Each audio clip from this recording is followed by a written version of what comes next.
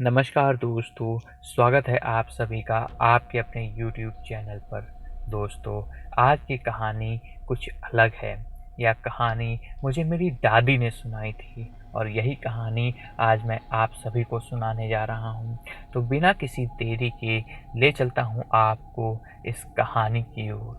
दोस्तों, यह कहानी है दादी के गाँव में रहने वाली कमलेश्वरी देवी की, जो बचपन में कभी उनकी सहेली हुआ करती थी।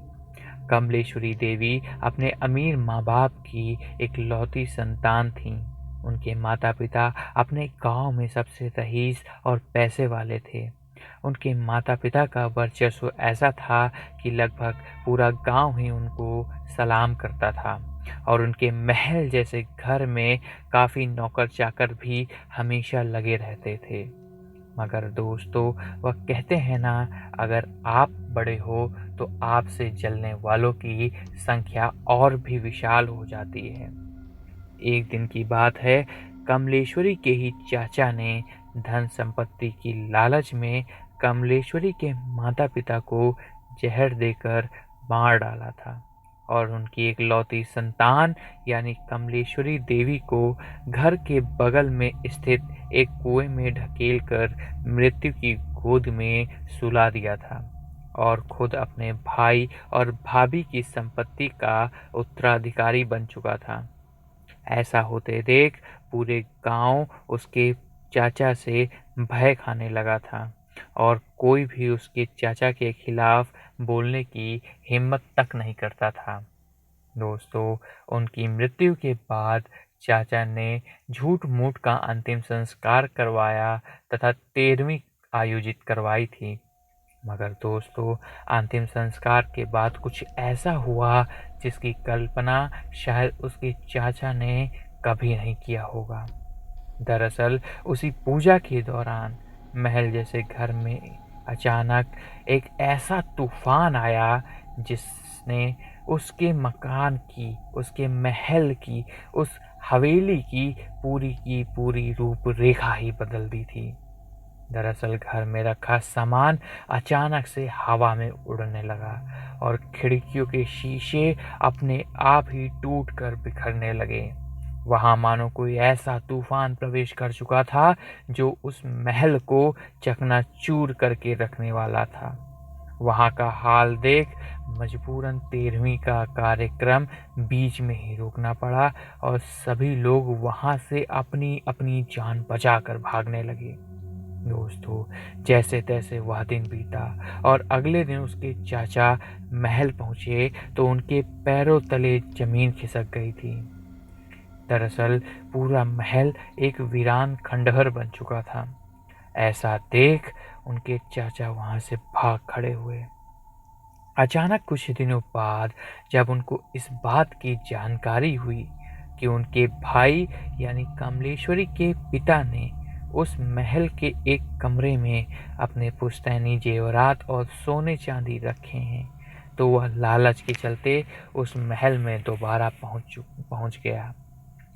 मगर महल जो अब खंडहर में बदल चुका था, उसमें कदम रखते ही मानो जीवित हो उठा हो।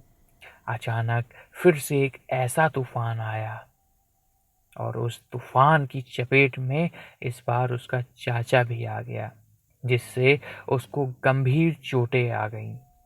इतना सब होने के बाद उसे इस बात का एहसास हो चुका था कि जरूर इस महल में या यूं कहें कि इस खंडहर में कुछ तो ऐसा है जो अप्राकृतिक है।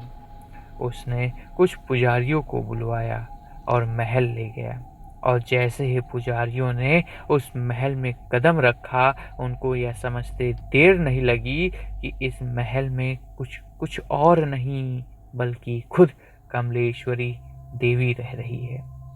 अपने माता पिता की निर्मम हत्या से क्रोधित वह यहाँ दोबारा लौट आई है और अपने माता पिता की संपत्ति अपने अधीन करके खुद उसकी रक्षक बन चुकी है।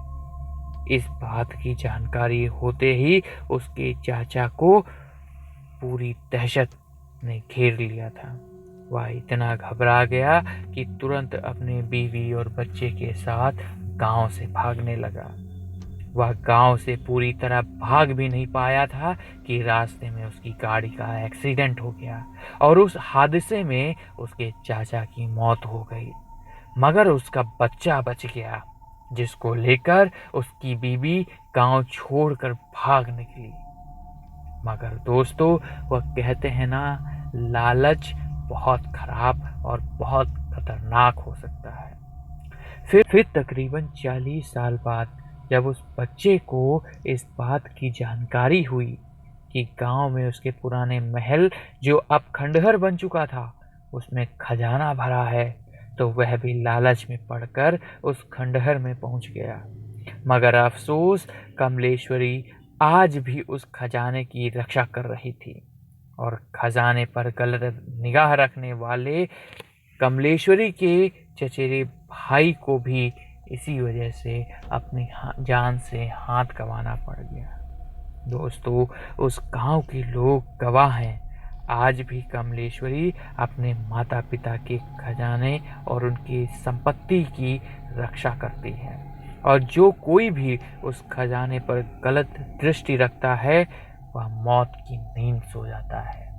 दोस्तों, यह थी हमारी आज की कहानी। आपको यह कहानी कैसी लगी, हमें कमेंट में ज़रूर बताइएगा, और साथ ही हमारे साथ जुड़ने के लिए हमारे YouTube चैनल को भी सब्सक्राइब कर लीजिएगा। जल्द ही मिलते हैं एक और कहानी के साथ। तब तक ध्यान रखें।